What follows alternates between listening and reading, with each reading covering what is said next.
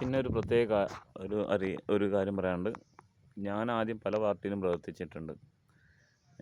പിന്നെ കമ്മ്യൂണിസ്റ്റ് അനുഭാവിയായിട്ട് പ്രവർത്തിച്ചിട്ടുണ്ട്. പിന്നെ BJPയിൽ കുറച്ച് കാലം പ്രവർത്തിച്ചിട്ടുണ്ട്. കോൺഗ്രസ്സിന് വോട്ട് ചെയ്തിട്ടുണ്ട്.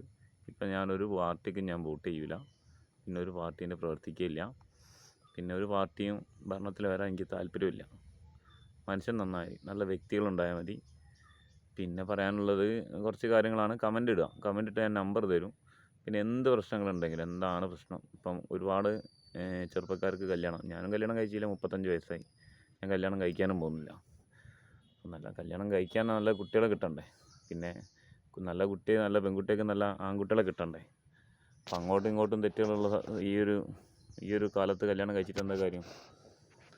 പിന്നെ ഞാൻ എന്തായാലും കഴിക്കുന്നില്ല. പിന്നെ ഞാൻ ഒരുപാട് തെറ്റ് ചെയ്ത ആളാണ്. ഞാൻ നല്ല മാന്യനൊന്നുമല്ല. പിന്നെ ആ തെറ്റ് ഞാനിങ്ങനെ ആവർത്തിക്കില്ല. അപ്പം മറ്റുള്ളവരും തെറ്റ് ആവർത്തിക്കരുതെന്നേ പറയില്ല. തെറ്റുകളൊക്കെ ചെയ്യുന്നത് എന്താ വെച്ചാൽ മനുഷ്യനാകുമ്പോൾ തെറ്റും കുറ്റങ്ങളൊക്കെ പറ്റും. മനുഷ്യനും മൃഗങ്ങൾക്കൊക്കെ പറ്റും. ഒരു മൃഗത്തിന് അങ്ങോട്ട് ചെയ്താലേ ആ മൃഗം അങ്ങോട്ട് ചെയ്യുള്ളൂ. പിന്നെ ആ മൃഗത്തിന് കൊടുക്കുന്ന രീതി, അല്ലെങ്കിൽ ഭക്ഷണം കിട്ടാത്ത മൃഗങ്ങളാണെങ്കിൽ മനുഷ്യനെ കടിക്കാൻ പോകും. പുലിയായാലും നായയായാലും പൂച്ചയായാലും അങ്ങനെ തന്നെയാണ്. പൂച്ചേനെ ചവിട്ടിയാൽ പൂച്ച മാന്തും. പൂച്ചനെ കല്ലെറിഞ്ഞ് കഴിഞ്ഞിട്ടുണ്ടെങ്കിൽ പൂച്ച എന്ത് ചെയ്യും? പൂച്ച ഓടും. പൂച്ചക്ക് എന്താ വെച്ചാൽ തിരിച്ച് കല്ലെറിയാൻ അറിയില്ലല്ലോ. കടിക്കാൻ പോയാൽ പൂച്ച എന്തായാലും തിരിച്ച് കടിക്കും. മാന്താൻ പോയാൽ പൂച്ച മാന്തും.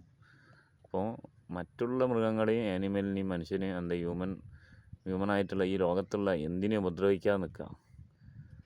പറ്റുന്നവർ ഉപദ്രവിച്ച് നോക്കുക. പിന്നെ എന്താ വെച്ചാൽ ഓരോ രോഗങ്ങളും കാര്യങ്ങളും വന്നിട്ട് ഇപ്പം എല്ലാവർക്കും രോഗങ്ങളും അസുഖങ്ങളാണ്. ഇപ്പോൾ എൻ്റെ കുടുംബത്തിലും പിന്നെ കാവും കാര്യങ്ങളൊക്കെ ഉണ്ട്, അമ്പലങ്ങളൊക്കെ ഉണ്ട്. ഓല അങ്ങോട്ട് ചെയ്യട്ടെ കർമ്മങ്ങളും കാര്യങ്ങളും, എന്നിട്ട് ഓല നന്നാകട്ടെ. പിന്നെ ഈ കൊടുങ്ങല്ലൂർ ഈ പ്രാവശ്യം ഞാൻ പോവും ഭരണിക്ക്. കൊടുങ്ങല്ലൂർ കോയിനെ കൊല്ലാൻ പണ്ട് കഴിഞ്ഞ പ്രാവശ്യം കുറേ ടീമൊക്കെ വന്ന് കൊന്നു പോയതാണ്. ഞാൻ കഴിഞ്ഞ പ്രാവശ്യം പോയില്ല.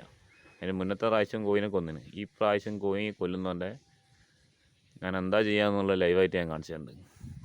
അതിപ്പോൾ എൻ്റെ ഏട്ടന്മാരായിക്കോട്ടെ, പാപ്പന്മാരായിക്കോട്ടെ, ആരായിക്കോട്ടെ, കോഴി ജീവനുള്ളൊരു വസ്തുവാണ്. ചോര കാണിക്കുന്ന പരിപാടിക്ക് നിൽക്കുകയാണെങ്കിൽ ഒരുപാട് ചോര ഒഴുകും. രോഗങ്ങളായിട്ട് കുറേ ആൾക്കാർ മരിക്കും. ഈ പറയുന്ന വാക്ക് ഞാൻ വെറുതെ പറയല്ല. ഒരു വീട്ടിലൊരു രോഗി ഇല്ലാത്തൊരു വീടുണ്ടാവില്ല. എൻ്റെ വീട്ടിൽ ഒരുപാട് പേർക്ക് രോഗങ്ങൾ, എനിക്കൊരു രോഗങ്ങളുമില്ല. എനിക്കിപ്പോൾ എന്നുണ്ടെങ്കിൽ തുന്നലോ കാല് മുറിയിലോ അങ്ങനെ അല്ലാതെ കാലിന് മുറിച്ചിൽ, മുഖത്ത് മുറിച്ചിൽ, മുറിവൊക്കെ ഉണ്ടാവും. അത് സാധാരണ, അത് താനേ ഉണങ്ങിക്കോളും. അത് ചിലപ്പം പഴുത്ത് കഴിഞ്ഞ് കുറച്ചോ വെള്ളത്തിലിറങ്ങി കഴിഞ്ഞിട്ടുണ്ടെങ്കിൽ പഴുത്തത് മീൻ കൊത്തി തിന്നു. പിന്നെ മൃഗങ്ങളൊക്കെ മുറിവ് വരുന്നുണ്ടെങ്കിൽ ജലത്തിലാണ് ഇറങ്ങൽ, അതായത് പുഴകളിലാണ് ഇറങ്ങൽ. കാലിന് മുറിവെട്ടുണ്ടെങ്കിൽ ആനയൊക്കെ ഒരുപാട് നേരം ജലത്തിലിറങ്ങും.